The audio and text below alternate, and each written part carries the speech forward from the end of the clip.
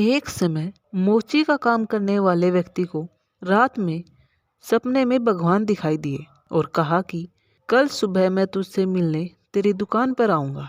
मोची की दुकान काफ़ी छोटी थी और उसकी आमदनी भी काफ़ी सीमित थी। खाना खाने के बर्तन भी थोड़े से थे। इसके बावजूद वो अपनी ज़िंदगी में खुश रहता था। एक सच्चा, ईमानदार और परोपकार करने वाला इंसान था। इसलिए ईश्वर ने उसकी परीक्षा लेने का निर्णय लिया। मोची ने सुबह उठते ही तैयारी शुरू कर दी। भगवान को चाय पिलाने के लिए दूध, चाय पत्ती ले आया। दुकान को साफ कर वह भगवान का इंतजार करने लगा। उस दिन सुबह से भारी बारिश हो रही थी। थोड़ी देर में उसने देखा कि एक सफाई करने वाली बारिश के पानी में भीगकर ठिठुर रही है।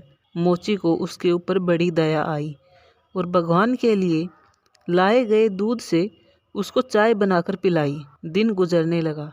शाम को एक महिला बच्चे को लेकर आई और कहा कि मेरा बच्चा भूखा है, इसलिए पीने के लिए दूध चाहिए। मोची ने सारा दूध उस बच्चे को पीने के लिए दे दिया। मोची दिन भर बड़ी बेसब्री से भगवान का इंतजार करता रहा। इस तरह से दिन बीत गया और रात हो गई। वह बहुत उदास हो गया और कुछ थोड़ा बहुत खाकर सो गया।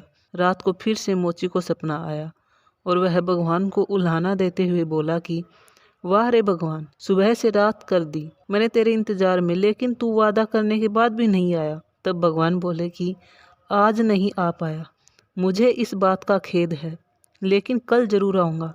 ऐसा कहकर भगवान गायब हो गए।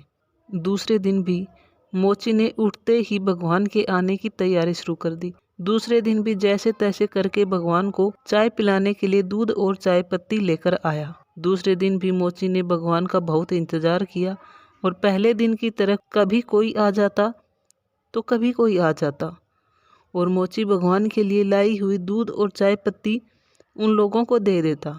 दूसरे दिन भी मोची को इंतजार करते हुए शाम हो गई। वह फिर निराश होकर घर आया और सो गया।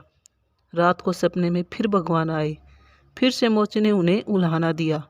तब भगवान ने कहा कि हे मेरे प्रिय भक्त, मुझे तुम्हारा ध्यान था।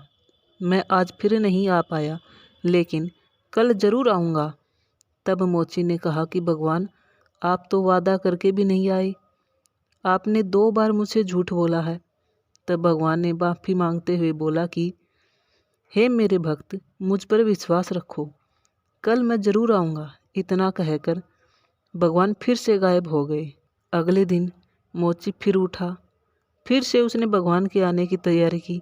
फिर से उसने बड़ी मुश्किल से दूध और चाय पत्ती का इंतज़ाम किया और दुकान के ऊपर जाकर बैठ गया।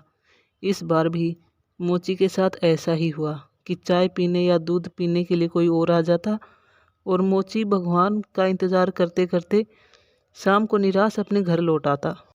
घर आते ही मोची ने गुस्से में भगवान के ऊपर चिल्लाना शुरू कर दिया और भगवान को कहने लगा कि क्या मैं गरीब ही तुझे बेवकूफ़ बनाने के लिए मिला था? मुझे 3 दिन हो गए तेरा इंतज़ार करते हुए। मैं कितना गरीब हूँ ये तुझे छुपा हुआ नहीं है। फिर भी मैं तेरे लिए दूध और चाय पत्ती का इंतज़ाम किया। मेरा कितना खर्चा हो गया, वह कौन भुगतेगा? आप आते तो मुझे कम से कम इतनी तो संतुष्टि मिलती कि मैंने भगवान की सेवा की है, भगवान के लिए चाय बनाई है। इतना कहकर मोची चुप हो गया।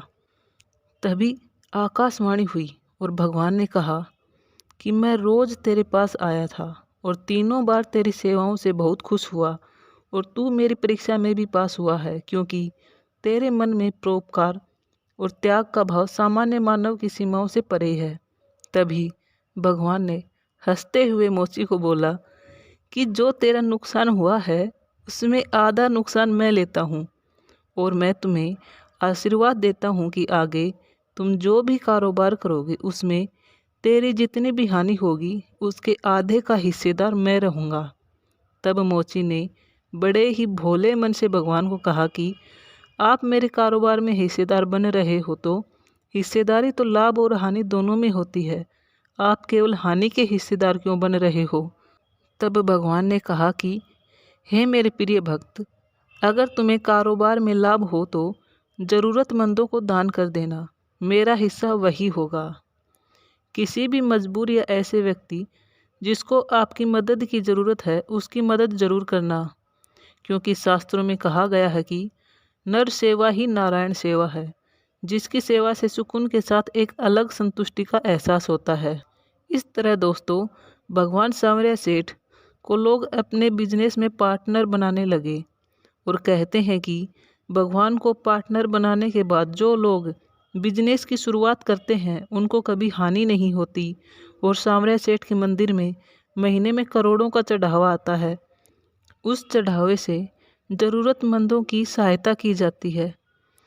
इस बात से आप अंदाज़ा लगा सकते हैं कि सांवरिया सेठ जी लोगों में कितने प्रिय हैं।